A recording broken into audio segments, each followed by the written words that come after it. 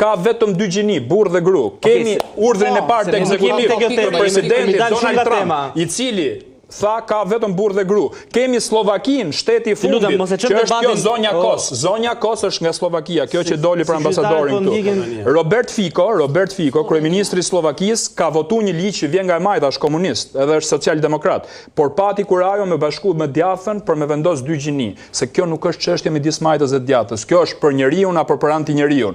Dhe kemi Kroacinë, po falë burr ta marroj sa i fjalia fundit, kemi Kroacinë e cila e ka sankcionu në kushtetutën e vet, ka 2 gjini, burr dhe gru. Nuk është direktivë e Bashkimit Evropian, se u tha gënjeshtër në studio. Jo, nuk është fare gënjeshtër, futu ti lexo më shumë. Kjo është ideja.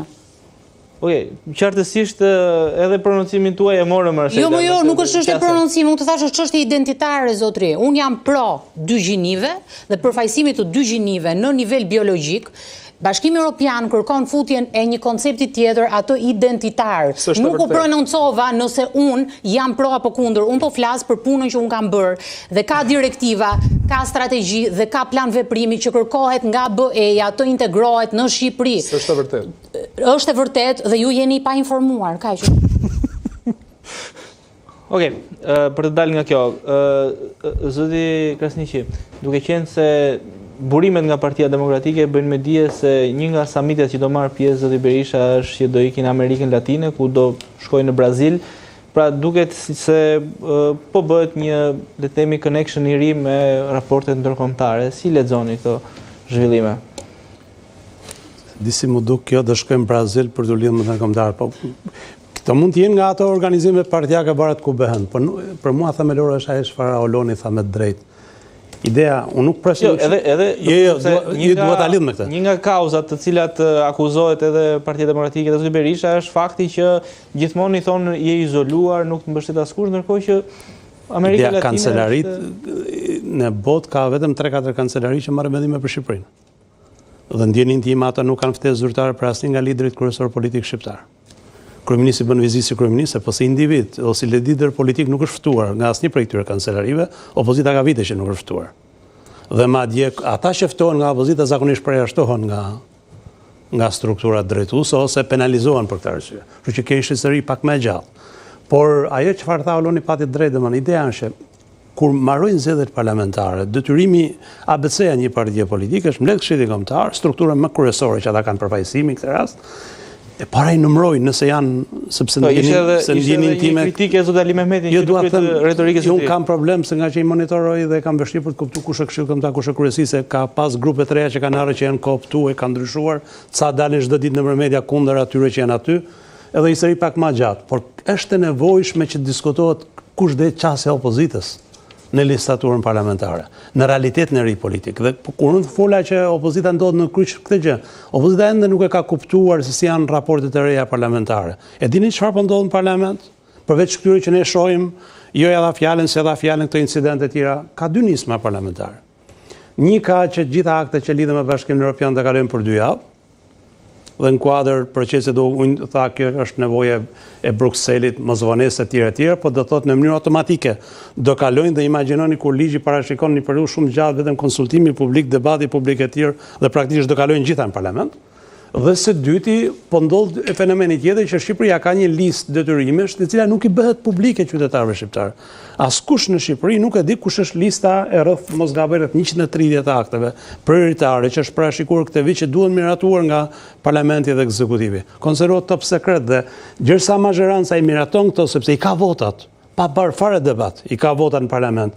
Dhe shkon në Bruksel thonë i kanë realizuar detyrat e shtëpisë, se i kanë bërë të gjitha këto detyra. E gjithë këtë debati, pasaj që bëhet është debati i një provincë të largët në periferinë e Europës që nuk ka lidhje me politikën. Një opozitë serioze dhe me integritet dhe aftë për të përballur me këtë situatë ndërton planin B. Dhe kush është plani B? Nuk është 50 mandate parlamentare, nuk janë pak.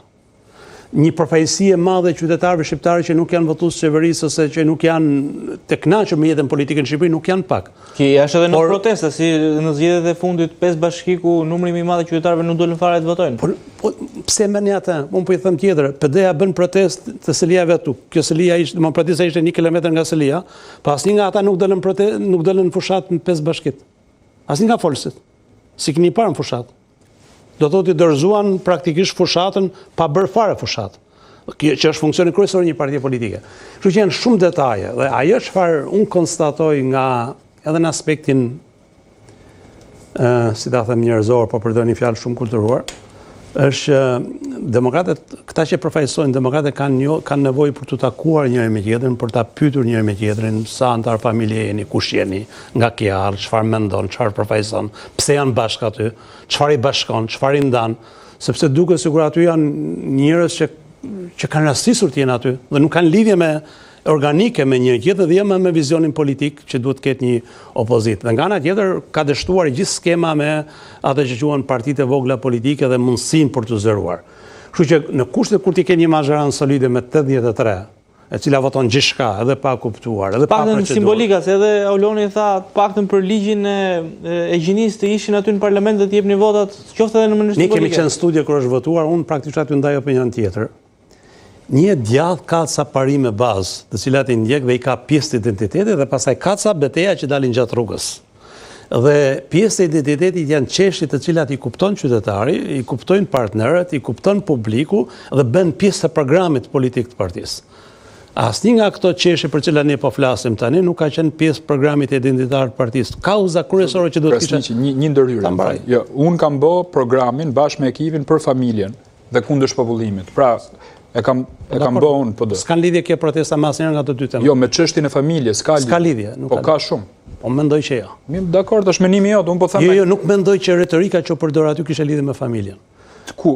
Aty me një familje kishe, po jo me familjen që po flasim ne. Jo, të cilë retorikë? Për këtë protestën që po flasim tani. Protesta për dy gjinit. Si që protesta për dy gjinit? A ishe protesta shumë gjëra. Për ligjin e... Jo, kjo. Po për këtë po flasim. Mirë, pra, unë po thoja, ju referova protestës para parlamentit, që bëm neve, do më thënë bashkë me... S'kishtu s'fula për protestë parlamentit, po flasë... Jo, me që the isha atë natë këtu kër u votu ligji, pra, se ne kemi qenë para parlamentit... Jo, dua të them... Atë keq kuptova unë, Jo, dua të them, nuk e marr... Jo, dua të them edhe përsarim. Se ne monitorojmë parlamentin. Nuk e quaj mungesën e numrit deputetëve për votuar, as gabim të tyre, as, po themi, më shumë e quaj atë që u tha, mungesë përgjegjësie publike dhe akti solemn. Sepse situatat e tilla krijohen në parlament sa ka deputet që ndonjëherë thotë nuk ja vlen për votuar sepse duket formalitet.